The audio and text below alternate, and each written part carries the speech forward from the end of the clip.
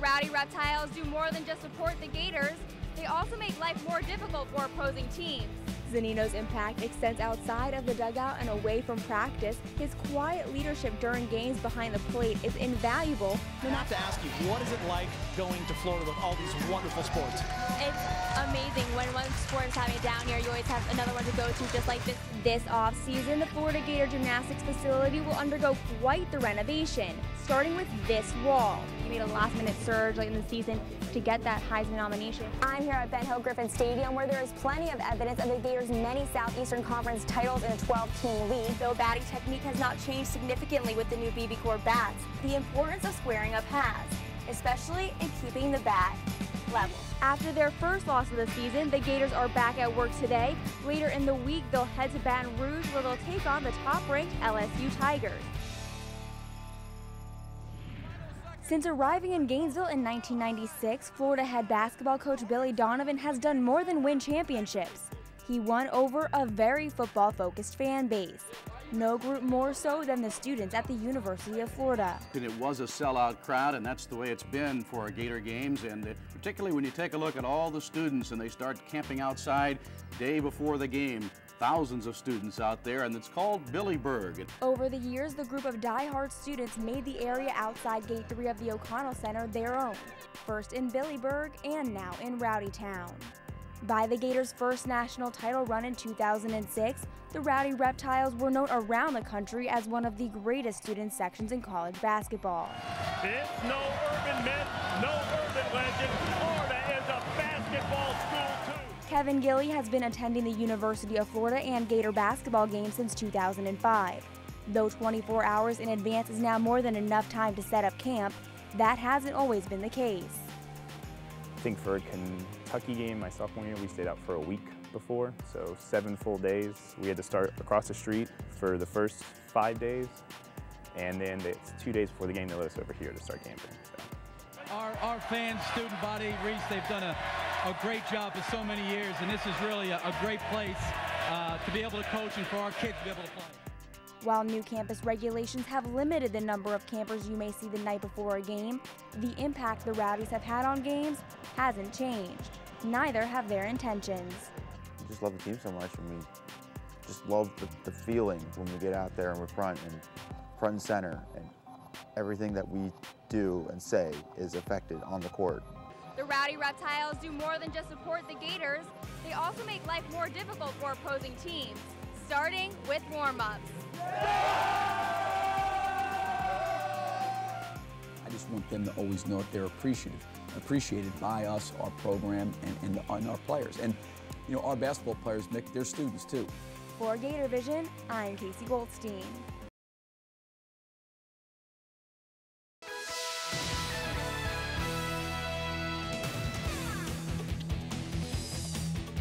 Welcome into Gator Sports and More. I'm Casey Goldstein. Some unfortunate yet expected news this afternoon in SEC basketball. Longtime Tennessee women's basketball coach Pat Summitt stepped down this afternoon. Summitt has been head coach of the Lady Vols for 38 years, since she was 22. During her career, she has accumulated 8 national titles, 18 Final Fours, and an NCAA record 1,098 wins. Under Summitt, the Lady Vols have won 16 SEC tournaments, including 2011 and 2012. Summitt's resignation comes a little less than a year after she was diagnosed with early onset dementia, Alzheimer's type. Summitt's longtime assistant, Holly Warlick, will take over as head coach, while Summitt stays on as an advisor. Senior righty Greg Larson became UF's third all-time leader for appearances on the mound last night with number 105. Despite allowing just 4 hits, 1 run while striking out 3, Larson was far from being the Gator pitcher to make the biggest impact on Florida's 8-2 win over Georgia Southern. In fact, the pitcher with the biggest impact didn't even touch the mound last night. Two-way standout junior Brian Johnson made his mark on the game with his bat as a designated hitter. Johnson went 2 for 4, tying a career high with 5 RBI. After starting off slow this year, Johnson is batting .323 on the season. I just feel a lot more comfortable. I'm just trying to have 4 good at-bats a game, or 5 if I get 5 at-bats, just trying to stay focused for every pitch. The Gators continue their homestand this weekend when the Georgia Bulldogs come to town. Florida is expecting to have Hudson Randall back in the weekend rotation for the first time since late last month. Kentucky basketball has fans feeling a little like Toby Keith. The revolving door at Rupp Arena just keeps spinning, and it's just like head coach John Calipari to let them come and go as they please. Just a few weeks after claiming Kentucky's first NCAA national title this millennium, all 5 Kentucky starters are headed out of Lexington for the NBA. Freshmen Anthony Davis, Michael Kidd-Gilchrist, and Marquise Teague, along with sophomores Terrence Jones and Doron Lamb, announced their intentions to leave early last night. But they are just 5 of the 7 Wildcats leaving, as seniors Darius Miller and former Gator Eloy Vargas have exhausted their eligibility. Their exit leaves just freshman Kyle Wilter on the roster from this season's rotation. Pack your bags and grab your passport, London's calling. The 2012 Summer Olympics are just 100 days away. From the Empire State Building in New York, a race in Germany, and a 100-yard dash in the Philippines, every country celebrated in their own unique way. The host country did it up in style from coast to coast, having their world-famous guardsmen form the big number. The Gator Nation will likely be a strong presence overseas, with close to 50 Olympic hopefuls having ties to the University of Florida, including American swimmers Ryan Lochte, Dara Torres, and head coach Greg Troy, American sprinter Jeff Demps, and Abby Wambach and Heather Mitz repping the orange and blue for the USA women's soccer. And of course, the Gator Nation is everywhere. 4 former Gators will be participating in men's and women's basketball, including Joakim Noah for France and Al Horford for the Dominican Republic. And now for a look at Major League Baseball. The Atlanta Braves got a big win earlier today, defeating the New York Mets 14-6. So Casey, I had a question for you. I heard Tim Tebow was making an appearance on Times Magazine. Actually, he made an appearance in their 100 most influential people in the world, and his article was written ironically, or not so much, by Jeremy Lin. Oh, wow. Florida sealed a series win over the Tribe with a 5-1 win on Saturday, but the series win was not the biggest story of the weekend.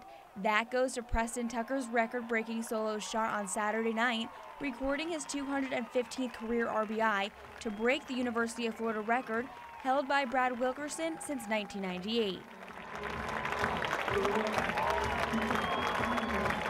Congratulations to Preston Tucker.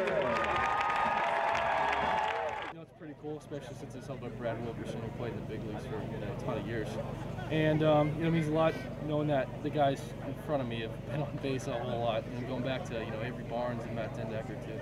The guys hitting in front of me this year. Very happy for him. I know it's kind of weighing on in the last couple of games, and I know he wanted to do it with a home run. I kind of sensed that, and but to be able to break a record like that and to be mentioned in the same breath as Brad Wilkerson is a great tribute to both of them, and really, really happy and proud of Preston.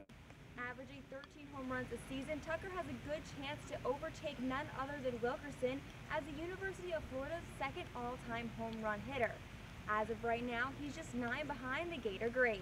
Tucker wasn't the only major story this weekend for the Gators. Junior catcher Mike Zunino sat out Sunday's final after hurting his hamstring late in Saturday's win. He is currently listed as day-to-day, but is expected to play against Miami this weekend. Casey Goldstein, WUFT Sports.